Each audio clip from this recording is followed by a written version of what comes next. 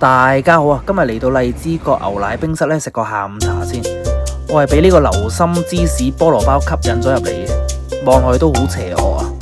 有冇中伏先？一齊跟我入嚟睇下。Let's go！唔該，可以咩？要一個呢個鹹牛肉滑蛋三文治。不過你話齋講兩層啦。可以加水洗咁樣唔使啦，一個凍。咁使唔使去邊㗎？使唔使飛啲？唔使啦，凍央啦。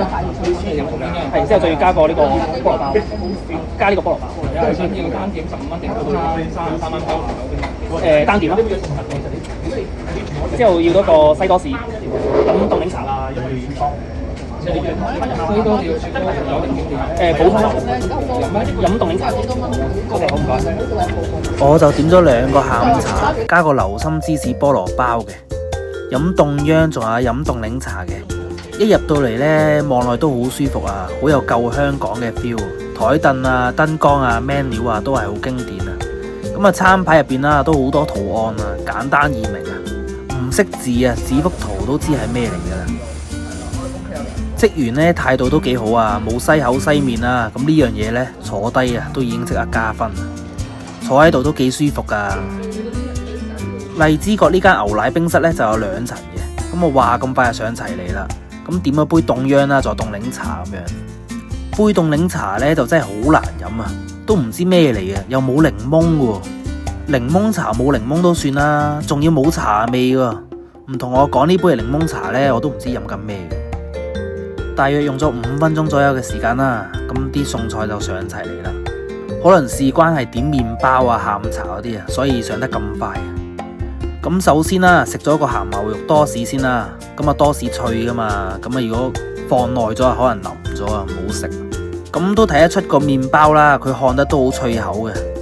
雞蛋撈埋鹹牛肉一齊煎呢，係幾好啊。咁呢個下午茶呢，都值得推介嘅。咦？呢個鹹牛肉多士28蚊嘅啫喎，連埋杯凍飲加3蚊，31蚊。下午茶嘅話都幾抵食嘅，呢個都可以坐下咁樣。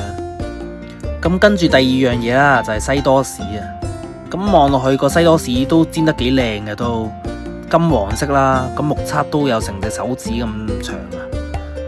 個糖漿就放喺側邊俾你慢慢點啦。咁啱啱職員個哥哥呢問我：喂，你個西多士呢係想要糖漿啦，定係要雪糕咁樣問我？咁點揀都唔會揀雪糕噶。好，即刻整啖西多士食下先。咦，佢面嗰層唔係脆嘅喎，係腍嘅喎，真係俾佢呃到喎。佢煎到咁金黃色呢，我以為佢面嗰層係脆脆地咁樣嘅，點知原來係腍晒嘅。有冇人知點解呢？可以留言同大家分享下。仲有呢，入邊呢個花生醬啊，係超甜嘅喎，根本啊唔使落糖漿啊。如果落埋糖漿呢，根本搞唔掂啊。超甜啊，食唔到啊！賣相呢，影相打卡係的確幾靚嘅，咁但係味道呢，就真係爭啲咯。呢個西多士，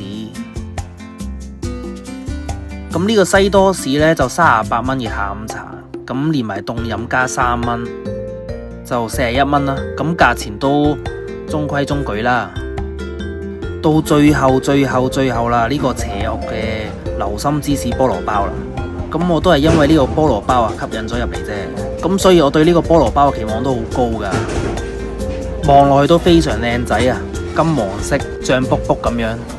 佢就建議我用手撕開嘅，咁梗係唔會用手啦，整到成隻手都污糟晒，用刀叉方便啲。個菠蘿包就嫩嫩地嘅，就唔似話係麵包鋪啱啱出爐嗰啲。呢個招牌芝士菠蘿包，睇下呢個流心整得都幾精緻啊，直頭係視覺嘅藝術啊。咁但係我一咬落去呢，哇，咁就真係向左走向右走啊。佢有一種呢又鹹又甜咁樣嘅錯覺，完全唔得啊。